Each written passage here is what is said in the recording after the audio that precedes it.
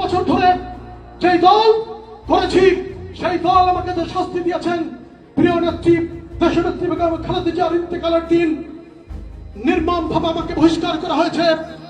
আমার রাজনৈতিক জীবনের ইতিহাসে আমি একটি শোকজ পর্যন্ত পাইনি। কোন কারণ পদত্যাগ করার পরেও যারা আমাকে দল থেকে বহিষ্কার করেছেন তাদের কোনো সুযোগ নেই আমাকে অনুরোধ করার, আমারও কোনো সুযোগ নেই তাদের অনুরোধ গ্রহণ করার। পরিষ্কার করে বলেছি। আমি বলেছি 37 বছরের রাজনৈতিক দল আমার প্রতি অবিচার করেছে। আমি আমার প্রিয় মাতৃভূমি জন্মভূমি গলাচিপা 10 মিনার জনগণের কাছে সুবিচার চাই। তারা যদি আমাকে প্রত্যাখ্যান করে প্রয়োজনে রাজনীতি থেকে বিদায় নেব, কিন্তু কারো কাছে মাথা নত করবো না। আর যদি আমার গলাচিপা 10 মিনার জনগণ চায় যে আগামী দিনে আমি রাজনীতি করি, তাদের প্রতিনিধি হিসেবে রাজনীতিতে টিকে থাকি, তাহলে আমি টিকে থাকবো। যা কপালে আছে তাই হবে। বাংলাদেশ জাতীয়তাবাদী দলের আদর্শে উজ্জীবিত সৈনিক আমি। যদি বাংলাদেশ জাতীয়তাবাদী দল আমাকে গ্রহণ না করে জনগণের প্রতিনিধি হিসেবে এবং গলাচিপা 10 মিনার মানুষের সন্তান হিসেবে তাদের সাথে সারা জীবন বেঁচে থাকবো, কিন্তু কাপুরুষের মতো যারা দেশনেত্রী বেগম খালেদা জিয়ার মৃত্যুর দিনে তার প্রতি শ্রদ্ধা রেখে ধৈর্য ধরতে পারেননি, তাদের আমাদেরকে অনুরোধ করার মতো কোনো সুযোগ নেই। সেই সুযোগের পথ আপনারাই বন্ধ করে দিয়েছেন। সংগ্রামী বন্ধুরা, ভাগ্য নির্ধারিত হবে 12 তারিখে। বাংলাদেশ জাতীয়তাবাদী দল কতটা নির্মম হতে পারে আমার প্রতি, সকল প্রকার নির্মমতা, সকল প্রকার আঘাত, সকল প্রকার অবিচার মাথা পেতে নেওয়ার জন্য, ধৈর্য ধারণ করার জন্য, এবং যদি তাদের অত্যাচারে নির্যাতনে আমার মৃত্যু হয়, আমার লাশের উপরে আপনারা শ্রদ্ধা জানাবেন, তারপরে তার সাথে আপোষ করার কোনো সুযোগ নেই। সংগ্রামী বন্ধুরা, বক্তব্য দীর্ঘ করবো না।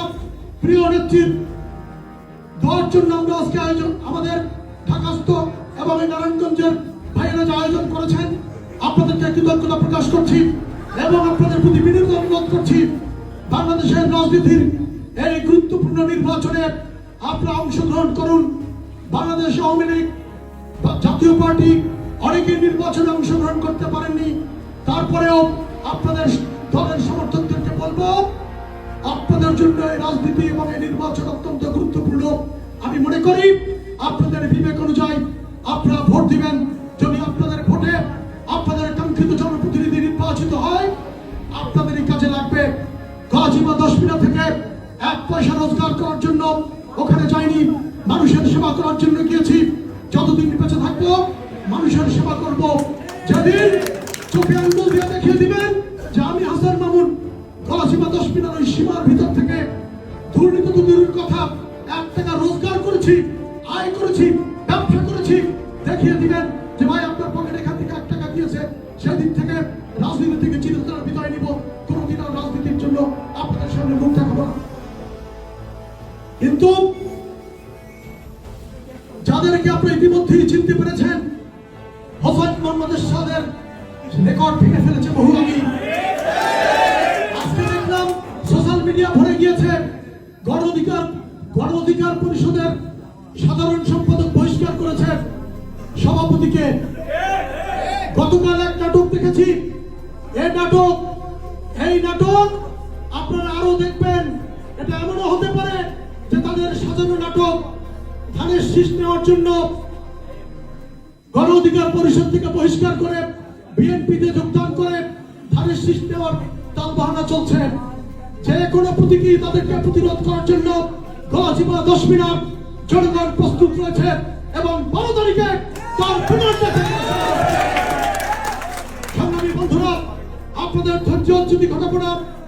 অনেক বক্তব্য রেখেছি, যদি আপনাদের সময় নষ্ট হয়ে থাকে দুঃখিত, কিন্তু আপনাদেরকে আবারও বিনীত অনুরোধ জানাবো, আপনারা কষ্ট করে আগামী জাতীয় নির্বাচনের 12 ফেব্রুয়ারিতে গলাচিপা 10 মিনার আপনারা ভোট দিবেন। এবং এখানে যারা আছেন তারা আপনারা এখানকার যারা প্রার্থী আছেন বিএনপির বা আপনাদের পছন্দের প্রার্থী যারা আছে তাদেরকে ভোট দিবেন, কিন্তু দয়া করে কষ্ট করে আপনারা গলাচিপা 10 মিনার ভোটাররা আপনারা গলাচিপা 10 মিনারে গিয়ে ভোট দিবেন।